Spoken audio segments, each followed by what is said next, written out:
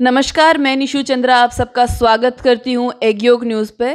और आज हमारे साथ मिस्टर खन्ना जुड़ चुके हैं, जिनसे हम जानेंगे कि जो ये लेयर फार्मिंग है, जो लेयर फार्मिंग में जो फीड है, लेयर फार्मिंग की जो फीड है, उनकी जो बढ़ती कीमतें हैं, उसकी वजह से जो इंडस्ट्री को चलाना फार्मर्स के लिए इतना मुश्किल होते जा रहा है, तो उसको कैसे, उस मुश्किल को हम कैसे कम कर सकते हैं, कैसे वो उन मुश्किलों से निकल कर इस इंडस्ट्री को दोबारा चला सकते हैं, ये फीड कॉस्ट को हम कैसे कम कर सकते हैं, जानते हैं।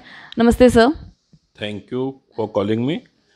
जो आपने बात कही उसके ऊपर मैं थोड़ी रोशनी इस प्रकार से डालना चाहता हूँ।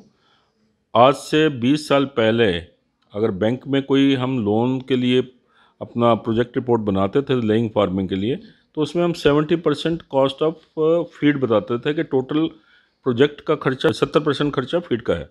लेकिन आज वो 70 से 80% चला गया। तो कहने का मतलब ये टोटल प्रोजेक्ट में फीड की कॉस्ट बढ़ती जाएगी और आगे उसके सस्ते आने का उम्मीद भी नहीं है। कारण क्या है कि अगर सोया की प्रोडक्शन को जानने वाले दुनिया में ये जानने की कोशिश करें तो सोया बिल्कुल ख़त्म होता जा रहा है। यानी कि जो जितनी उसकी प्रोडक्शन है उससे कहीं ज़्यादा लागत होती जा रही है और आगे इसका कोई चांस नहीं है जब तक इंडियन गवर्नमेंट इसको या तो जीएमओ क्रॉप लेके आए या इसको इंपोर्ट शुरू करे। उसके बिना जो है ये कॉस्ट बढ़ती चली जाएगी और एक दिन ऐसा आएगा कि भारत सरकार को भी अंडा जो है हो सकता है अमेरिका या चाइना से इंपोर्ट करना पड़ जाए, क्योंकि इंडस्ट्री के लिए ये अब नामुमकिन सा हो रहा है कि 4 रुपये का अंडा घर में पैदा हो और 3.90 का गर्मी में बिक जाए और 4.50 का विंटर में बिक जाए। तो उसमें कोई इतना खर्चा या कैपिटल इन्वेस्टमेंट लगा के अब 1 लाख बर्ड का कोई फार्म लगाता है तो 1,000 रुपया एक मुर्गी के ऊपर खर्चा आता है लगाने का। तो 1,000 रुपया एक मुर्गी के ऊपर वो खर्चा नहीं करेगा तो गवर्नमेंट इन केस में ये सोचेगी कि इसके अंडे को इंपोर्ट ही कर लिया जाए। लेकिन उसमें हमारा किसान कैसे बचेगा? वो किसान नहीं बचेगा उसमें। तो उसके लिए क्या क्या उपाय फार्मर इस समय कर सकता है? उसका एक तो उपाय ये है कि देखिए, जो तो बड़ा किसान है वो तो सारे साल का हार्वेस्टिंग के समय माल को स्टॉक करके 2 पैसे बचा लेता है। लेकिन हम ये चाह रहे हैं कि फार्मर छोटा भी जो है अपनी फार्म की एफिशिएंसी को इंक्रीज़ करे। एफिशिएंसी का मतलब क्या है? आपके पास मक्का तो वही आना है, सोया भी वही आना है, बाजरा भी वही आना है। अब हम उसी बाजरे से कैसे ज़्यादा बेनिफिट ले सकते हैं? उसके लिए काफ़ी मशीन्स हैं जो उसको प्रोसेस करती हैं। वो प्रोसेसिंग का क्या नाम है? एक तो बोलते हैं पॉपिंग। जैसे हम मक्का के पॉपकॉर्न बनाते हैं, तो जैसे ही मक्का फटता है तो उसके अंदर कैलोरीज एनर्जी ज़्यादा रिलीज़ करेगा। तो वो उसकी मशीन है, वो पॉपिंग की मशीन लेने से मक्का से आप 10% एक्स्ट्रा एनर्जी ले सकते हैं। ऐसे ही हम इसको माइक्रोनाइजेशन करते हैं, वो भी हीट से है, रोस्टिंग करते हैं फीड की। मक्का को भी करते हैं। सोया का आप बीज ले लें, जैसे आज की डेट में कोई 65 रुपये मक्का का बीज का भाव चल रहा है, उसके अंदर 20% ऑयल भी है सोया के अंदर। उसके अंदर जो प्रोटीन है वो भी 38 है और एनर्जी भी बहुत हाई है। 38 एनर्जी चली जाती है। आप 4 से 5 रुपये किलो सोया को घर में उसकी प्रोसेसिंग करके बचा लेते हैं। यानी कि आपको क्या करना है कि सिर्फ आपने पौना घंटा से लेके 1.25 घंटे के बीच में हमने 250 डिग्री टेम्परेचर पे इस मशीन में इसकी रोस्टिंग करनी है। और क्या होगा कि वो खाने लायक, मुर्गियों के खाने लायक या जानवरों के खाने लायक हो जाता है और इसको बोलते हैं आपका फुल फैट सोया। उसके अलावा आप जितने भी जो है सोया डालने की आवश्यकता ही नहीं है। आप किसी गंदे माल को मत डालिए। आप मूंगफली की खली मार्केट में मिलती है जिसको GNC बोलते हैं, जिसमें अराउंड 49 to 50% प्रोटीन होती है और 4% ऑयल होता है। आप जब हार्वेस्टिंग होती है उस मशीन के अंदर आप उसको आधा घंटे के लिए भून लीजिए। जो आपकी रोस्टिंग की मशीन है उसमें भून लीजिए। उसका मॉइस्चर जो है 12 से आपका 6 आ जाएगा। उसको सारा साल स्टोर कीजिए। स्टोर करने के बाद उसके अंदर उसकी डाइजेस्टिबिलिटी भी बढ़ती है, यानी कि ज़्यादा डाइजेस्टेबल हो जाता है और उसका जो टॉक्सिन वगैरह वो सारा ख़त्म हो जाता है। यानी कि मेरा कहने का मतलब सारा ये है कि आप जितने भी मार्केट में कैलोरीज या प्रोटीन के सोर्सेज हैं, साधन हैं, उन्हीं को आप अपग्रेड कीजिए। उन्हीं से आप ज़्यादा लंबी स्टोरेज कर सकते हैं, उन्हीं से आप डाइजेस्टिबिलिटी इंक्रीज़ कर सकते हैं और महंगी चीज़ों को छोड़कर उनके अल्टरनेटिव्स पे जा सकते हैं थोड़ी थोड़ी प्रोसेसिंग करने के बाद। इसके अतिरिक्त सेम बात यह एक आती है कि भारत सरकार ने बहुत सारी चीज़ों पे लोन दे रखे हैं और उन पे सब्सिडीज भी हैं। अब इसी पे आपका जो है 10 से 15 करोड़ तक के लोन है आपके फीड मिल्स पे, और उनके ऊपर सब्सिडीज भी हैं। अब आप क्या है कि अगर एक छोटा फार्मर है, अब लेयर फार्मर में क्या होता है, हमारे हिंदुस्तान में 70% फार्मर ऐसे हैं जो छोटे हैं। छोटे का मतलब होता है 30,000 मुर्गियों के फार्म को छोटा बोला जाता है, और वो वायबल ही नहीं है उनको अपनी फीड बनाना। क्यों? ठीक है, उनको मार्केट से ही फीड लेनी पड़ती है जो आज की डेट में 24 रुपये किलो पड़ती है, और वही अगर फार्मर जिसके पास पूंजी है उसका फीड प्लांट लगाने की, वो 20-21 रुपये बना रहा है। 3 रुपये किलो का मतलब यो है कि एक मुर्गी 42 किलो फीड साल की खाती है, वो 140 रुपये तो फीड वाले को पैसे वैसे मुफ्त में दे देता है।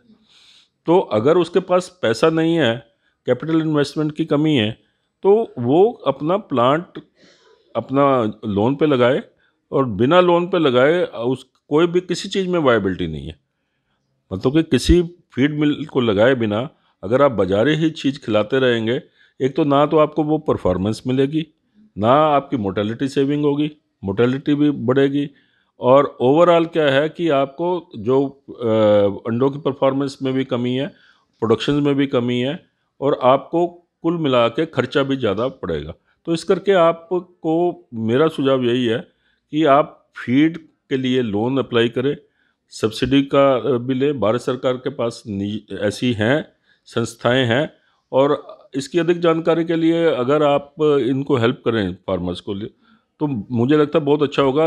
आम तौर पे फार्मर्स को पता ही नहीं है कि हमने कौन सा दरवाज़ा खटखटाना है, जबकि गवर्नमेंट के पास हर एक चीज़ की योजना है, हर चीज़ की प्रॉफिटेबिलिटी बढ़ाने के लिए गवर्नमेंट इतना प्रमोट कर रही है ऑर्गेनिक फार्मिंग को, गवर्नमेंट इतना प्रमोट कर रही है अंडे का पाउडर बनाने को, गवर्नमेंट इतना प्रमोट कर रही है कि अंडे को आप इसकी डाइवर्सिफिकेशन करो।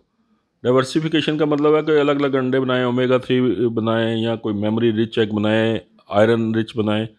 तो हम क्यों नहीं कर पा रहे? हमें क्योंकि साधन नहीं पता किसको मिलना और क्या करना। तो सर एक चीज़ पूछनी थी, एक क्वेश्चन। जैसे आपने जीएमओ क्रॉप के बारे में बोला, तो जीएमओ क्रॉप क्या है वो थोड़ा सा बताएंगे? देखिए, दुनिया भर में जो क्रॉप्स तैयार होती हैं वो जीएमओ ही ज़्यादा तैयार होती हैं। इसका फुल फॉर्म है जेनेटिकली मॉडिफाइड क्रॉप्स। वो जेनेटिकली मॉडिफाइड क्या होती हैं कि वो रेजिस्टेंट होती हैं इंसेक्ट्स के लिए, उनको ना तो कीड़ा खा सकता है, और उनके अंदर अमाइनो एसिड्स जो बॉडी के लिए रिक्वायर्ड है, फॉर एग्जांपल मक्का या सोया, इनके अंदर लाइसिन बहुत इंपॉर्टेंट है, और लाइसिन ही सारे चीज़ को, इवन ह्यूमन बीइंग की बॉडी को भी लाइसिन बहुत इंपॉर्टेंट है। तो पोल्ट्री में तो इसको क्रिटिकल अमाइनो एसिड बोलते हैं, एसेंशियल अमाइनो एसिड बोलते हैं। तो जीएमओ जितनी क्रॉप्स हैं उनमें प्रोटीन भी ज़्यादा रहती है, न्यूट्रिएंट्स भी ज़्यादा रहते हैं, और उनको इंसेक्ट रेजिस्टेंट भी रहते हैं, पेस्ट रेजिस्टेंट भी रहते हैं। यानी कि जितनी बीमारियां पकड़ते हैं बीज ड्यूरिंग स्टोरेज के दौरान, उनको अवॉइड करके उनको जीन्स के द्वारा उनको मॉडिफाई किया जाता है। लेकिन कुल मिला के भारत सरकार के अंदर चर्चा चल रही है जेनेटिकली मॉडिफाइड बनाने की, लेकिन कुछ इनके सुझाव हैं कहीं ह्यूमन हेल्थ पे ना प्रॉब्लम आ जाए, लेकिन ऐसा कुछ नहीं है। तो हिंदुस्तान में अभी भी कुछ लोग बीटी ब्रिंजल की जो है वो ब्रीड बीज रहे हैं। भारत सरकार में कुछ इंक्वायरीज थी कहीं जीएमओ को लेकर हमारे ह्यूमन हेल्थ पे फ़र्क ना पड़ जाए, लेकिन अभी सारा यूरोप जब जीएमओ पे आ गया, हो सकता है कि भविष्य में भी भारत सरकार जीएमओ सीड्स को यूज़ करे, उससे प्रोडक्शन भी ज़्यादा रहती है और उनकी स्टोरेज भी बेटर रहती है। तो सर जो ये बढ़ती फीड की जो कीमतें हैं उनको कैसे कम कर सकते हैं, और जो फार्मर्स हैं हमारे, ठीक है, वो उससे कैसे मैक्सिमम टू मैक्सिमम प्रॉफिट कमा सकते हैं, थोड़ा उस बारे में बताइए ताकि उनको काफ़ी मतलब प्रॉफिट कमाने में उन्हें भी फ़ायदा हो। देखिए, पहले थोड़ा बोल चुका हूँ, थोड़ा और बोल देता हूँ। एक तो ये है कि फीड हार्वेस्टिंग के टाइम उनको स्टोर करनी पड़ेगी, कि उसी टाइम सबसे सस्ता होता है। दूसरा ये है कि हार्वेस्टिंग के समय से लेकर 6-7 महीने तक आपको स्टोर करना है, तो उसको मॉइस्चर रिडक्शन की मशीन्स हैं, उन मशीन्स के जरिए आप उनका मॉइस्चर कम कीजिए। और जो सस्ती क्रॉप्स हैं उनको 7-8 महीने स्टोर कीजिए, जैसे मूंगफली की खला जीएनसी है। सोया को सीड लीजिए और उसको प्रोसेस करके खुद अपना सोया अपने आप बनाइए, जिसको फुल फैट सोया बोलते हैं। उसको रोस्टिंग टेम्परेचर है 250 डिग्री सेल्सियस, और उसको हम 1.5 से 2 घंटे तक हम रोस्ट करते हैं, और जब सीड बाहर आता है उसका 115 डिग्री टेम्परेचर होता है। तो आप या तो सोया उसमें यूज़ कर लीजिए, और ऑयल को आप बेच भी सकते हैं, क्योंकि सोया के बीज में 20% ऑयल रहता है। तो आप या तो वही ऑयल अपनी इंडस्ट्री में यूज़ कर लीजिए, मुर्गियों को भी पिला दो, और या इसको बेच दें और अपनी सोया इसको खिला सकते हैं।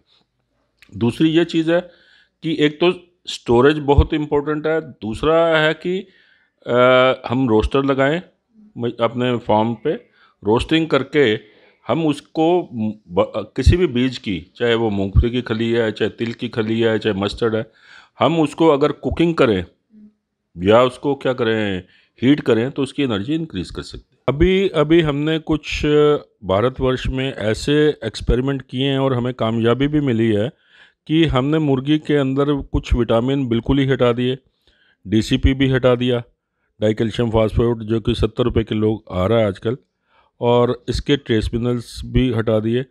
तो हमने ये देखा है कि एक आदमी का फार्मर अगर 1 लाख मुर्गी का है और वो साल के कोई 40 लाख रुपया खर्चा इन्हीं चीज़ों पे करता है, तो हमने उसका कुछ एक्सपेरिमेंट ऐसे किए जो भारतवर्ष में चीज़ें बहुत सस्ती मिलती थी, जो इस्तेमाल नहीं होती थी, लेकिन उनको डाल के हमने कुछ हर्ब्स ऐसे डाले, कुछ इनके अल्टरनेटिव्स डाले, और आज वो जो 30 लाख का खर्चा है वो सिर्फ 10 लाख रुपए का रह गया। ये एक बहुत भारी अचीवमेंट है, और ऐसा नहीं है कि कोई जादूगर है, ऐसा काम नहीं है। वो हिंदुस्तान में चीज़ें मिल रही थी और उसके ऊपर एक्सपेरिमेंट किए गए, और 2 साल तक उनकी देखा गया कि वो वर्चुअली काम कर रहे हैं। तो आज हो सकता है आने वाले भविष्य में वो चीज़ें जो हैं दूसरे फार्मर्स भी समझ जाएंगे। तो आप इस कंपनी से भी पूछ सकते हैं कि हम कैसे लाएं, इन सारे फ़ायदों को कैसे हम आप ले सकते हैं। तो आप आपकी एग्रीयोग में ही पूछ सकते हैं, लेकिन ऐसा है कि ये चीज़ संभव है कि इवन दुनिया में भी लोग नहीं कर रहे, लेकिन ऐसा हमारे लिए हिंदुस्तान में संभव हो चुका है। तो ये थे तरीके जिससे कि आप अपने फीड की लागत है वो कम कर सकते हैं और मैक्स टू मैक्स प्रॉफिट कमा सकते हैं। और मैं आपको एक और चीज़ बताना चाहूँगी यहीं पे कि हमने जैसे पीछे एक वीडियो बनाई थी लिपि मैम के ऊपर, लिपि मैम के साथ जो हमने इंटरव्यू लिया था, उसमें हमने ये बताया था कि किस तरह से गवर्नमेंट पोल्ट्री फार्मर्स के लिए एक जो स्कीम है वो रेडी कर रही है और एंटरप्रेन्योरशिप के जो प्रोग्राम्स है वो लेकर आ रही है।